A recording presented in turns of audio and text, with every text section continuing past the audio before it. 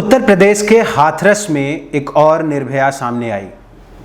असल में निर्भया सामने आई और निर्भया के जो नंबर हैं इतने ज़्यादा होते जा रहे हैं कि हम आप कंफ्यूज हो जाते हैं। उस निर्भया के मामले पे कल रात में कुछ घटनाएं घटी जिसकी चर्चा मैं बाद में करूंगा। जो सबसे लेटेस्ट चीज़ है वो ये कि अरविंद केजरीवाल ने एक ट्वीट किया।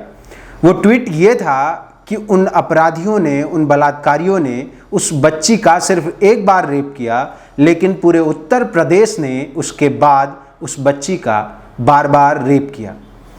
उस बच्ची का रेप सिर्फ उत्तर प्रदेश ने नहीं किया। अरविंद केजरीवाल ने जो कहा उसके साथ साथ उन्हें यह भी जोड़ना चाहिए था कि उत्तर प्रदेश की पुलिस व्यवस्था, उत्तर प्रदेश की सरकार, हम, आप और साथ में अरविंद केजरीवाल जैसे नेताओं ने भी इस बलात्कार में अपनी हिस्सेदारी पूरी रखी। असल में एक सवाल बनना चाहिए पक्ष और विपक्ष दोनों से कि सत्ता में रहते हुए या विपक्ष में रहते हुए वो क्या कर रहे हैं। क्या कभी वो रेप से जुड़े जरूरी सवालों को उठाते हैं?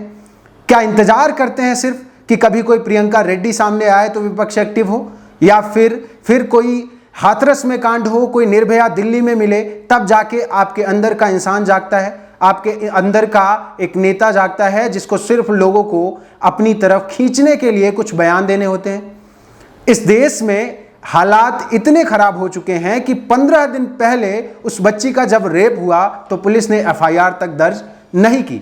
8 दिन लग गए उनको ये मानने में कि उसके साथ गैंगरेप हुआ, और अभी तक वो ये बात स्वीकार नहीं कर पा रहे हैं कि उस बच्ची के साथ इतनी निर्दयता की गई। उससे भी दुखद ये था कि कल रात में अचानक पुलिस ने उस बच्ची की लाश को बिना उसके परिजनों के परमिशन के जला दिया। पत्रकारों ने पूछा ये क्यों हो रहा है, तो एक वीडियो वायरल हो रहा है। जब उस वीडियो में आप देखेंगे तो एक पत्रकार पूछ रही है पुलिस वाले से कि ये क्यों किया जा रहा है। आप लोग चले जाओगे?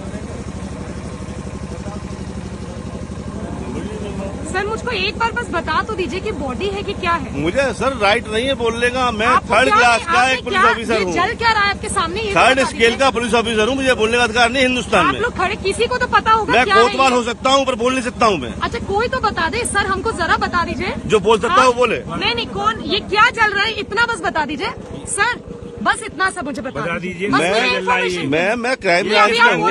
कुछ और चल रहा है मुझे आई डोंट नो। नहीं अभी मैं बाहर से हूँ। नहीं अभी आपने मुझे बोला कि नहीं बॉडी नहीं है। क्या है सर, बॉडी है कि नहीं है? मेरी ड्यूटी यहाँ पर है आप लोगों को इस बताने के लिए कि आप लोग आगे ना बढ़े। बस मैं यहाँ आगे नहीं बढ़ रही हूँ, आप मुझे बता दीजिए क्या चल रहा है। आप इस बारे में डीएम साहब से पूछना आई है। डीएम साहब से आपकी बात हुई है? डीएम साहब से बात हुई है आपकी?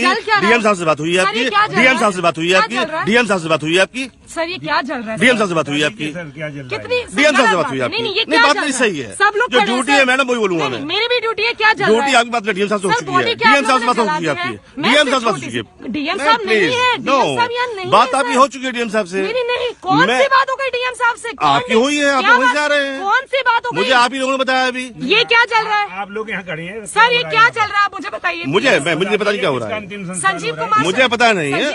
मैं क्राइम ब्रांच में इंस्पेक्टर हूँ, ऑफिस में अटैच हूँ। मैं थाने में नहीं हूँ, मैं लॉ एंड ऑर्डर में लगाया गया हूँ। पे खड़े क्या चल रहा है सर? मेरी ड्यूटी लगाई गई है, मेरी गाँव में ड्यूटी लगाई गई है। कोई लॉ एंड ऑर्डर खराब ना हो यहाँ पर। बस यहाँ पे कोई नहीं। मैं रिक्वेस्ट कर रहा हूँ, आप सुन लें मेरी बात एक बार। नहीं सर, मेरी ड्यूटी यहाँ लॉ एंड ऑर्डर के लिए है। आपके सवालों को जवाब देंगे नहीं है। अथॉरिटी है यहाँ पे मेरी ड्यूटी ये नहीं जवाब दूंगा आपके सवालों को। सर आप बता सकते हैं? आप बता सकते हैं? कोई बता सकता है ये क्या चल रहा है? हाँ वो तो सर सब रिकॉर्ड हो रहा है, आप बिल्कुल टेंशन मत लें उस बात की। हाँ वो हम कर ही रहे हैं सर। सर मुझको बस ये बता दीजिए ये क्या अंदर है? नहीं जल रही है बॉडी। अरे तो आई टोल्ड यू राइट। या 1 सेकंड हटिए, एक सेकंड हटिए 1 मिनट। अब कर लिया ना आप लोगों ने जो करना है, हटिए एक बार। मैम मैं अंदर नहीं आगे जा रही हूँ, चिंता ही मत करो आप। ये जल क्या रहा है ये तो बता दीजिए हमको। बॉडी है कि क्या है? आखिर इतना बड़ा अपराध क्यों? उस बलात्कार से भी बड़ा अपराध कि आप गुंडई कर रहे हैं, आप जबरदस्ती कर रहे हैं। एक पीड़िता को ठीक से उसकी आखिरी विदाई भी नहीं दी गई, और उस पुलिस वाले का जवाब यह है कि आप डीएम से बात करिए। अगर आपके साथ किसी रात कुछ भी गलत हो जाए, इस देश की बेटी के साथ कुछ भी गलत हो जाए, बलात्कार हो जाए, अपराध हो जाए, किसी की असमत लूटी जा रही हो, किसी के घर की, किसी नेता के घर की अगर यही बच्ची होती तो क्या होता? आप इमेजिन करिए, कोई कहे आपसे कि आपके घर पे लूट हुई है, आपकी बेटी की असमत लूटी गई है, तो इसकी जिम्मेदारी सिर्फ मुख्यमंत्री की होगी। आप जाके क्या सिर्फ डीएम से रिपोर्ट करेंगे? क्या आप सिर्फ उसी से पूछेंगे कि हमारी बेटी को कौन बचाएगा? कानून व्यवस्था संभालने की जिम्मेदारी किसकी है? हमने बार बार हाथरस के एसएसपी को कॉल करने की कोशिश की कि हम कुछ सवालों के जवाब जान सकें, कौन जिम्मेदार है इस घटना का, इस बारे में पूछा जा सके। एसएसपी हाथरस ने ना हमारे मैसेज का जवाब दिया, ना हमसे बात करने की जहमत उठाई। हमने लखनऊ में जिन भी जिम्मेदार पुलिस अधिकारियों से बात करने की कोशिश की, उनके पीआरओ ने हमें बात तक नहीं करने दी। उनका जवाब है कि सब बाबरी विध्वंस मामले में व्यस्त हैं। आप सोचिए कितने इनसेंसिटिव हो चुके हैं हम। खबरों का एक ऐसा खेल चल रहा है, एक ऐसा मकड़जाल बुना जा रहा है जिसमें हम, आप, सिस्टम, व्यवस्था सब फंसी हुई है।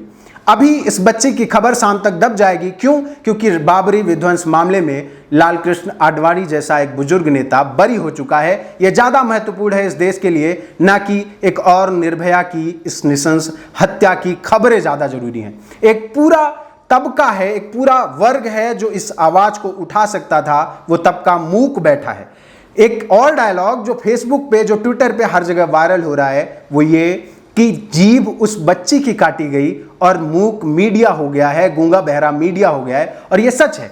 असल में आज के वक्त में जो सबसे ज्यादा मजबूत आवाजें उठ रही हैं इन्हीं प्लेटफॉर्म्स से, क्योंकि जिनकी जिम्मेदारी थी वो पैसों के चक्कर में अपनी जिम्मेदारियां भूल कर बैठे हुए हैं। इस नृशंस हत्या का जिम्मेदार कौन है? और एक और चीज कि जब ऐसे वक्त में न्याय की मांग की जा रही है तो न्याय कैसे मिलेगा? कब तक ये हत्याएं, ये बलात्कार चलता रहेगा?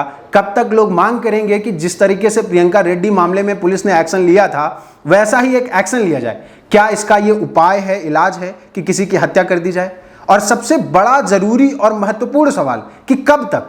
आखिर लोगों को बलात्कार के बदले आप फांसी देकर कब तक रोक सकते हैं?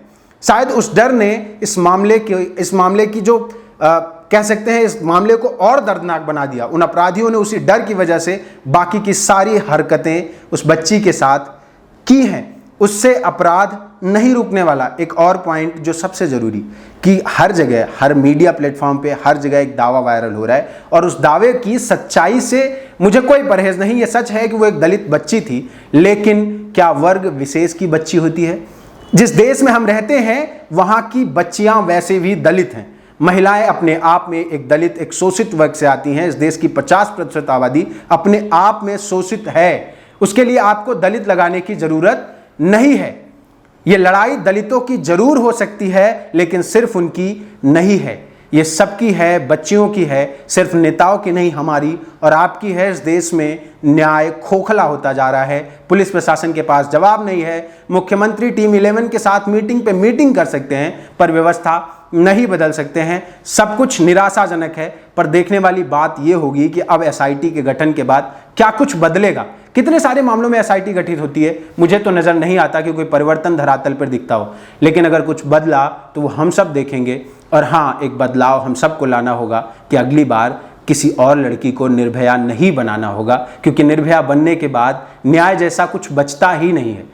न्याय जैसी कोई परिभाषा ही नहीं है जो इन बच्चियों को न्याय दिला सके। अगर आपको हमारा वीडियो पसंद आया हो, ये नहीं कह सकता, ये वीडियो आपको पसंद नहीं आना चाहिए, क्योंकि इस वीडियो को पसंद करने की कोई वजह हमारे आपके पास नहीं है।